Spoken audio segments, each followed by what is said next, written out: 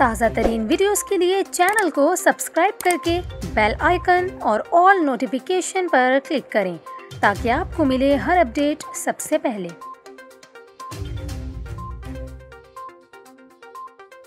और अभी आपको कराची से खबर दें, जहां नॉर्थ कराची की चावला मार्केट में रात गए लगने वाली आग के बायस से लाखों रुपए का सामान जल गया।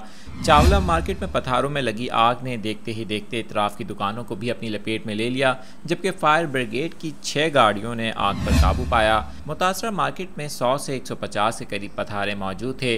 आग बुझाने में ताख़ीर पर दुकानदारों ने मुश्तइल होकर फायर ब्रिगेड और मीडिया के नुमाइंदों को भी तशद्दुद का निशाना बनाया। डिप्टी कमिश्नर सेंट्रल ताहा सलीम ने बताया कि बर वक्त रेस्क्यू ऑपरेशन के बायस से ज़्यादा नुकसान नहीं हुआ। आतिश ज़दगी के नतीजे में पथारों और दुकानों को नुकसान पहुंचा।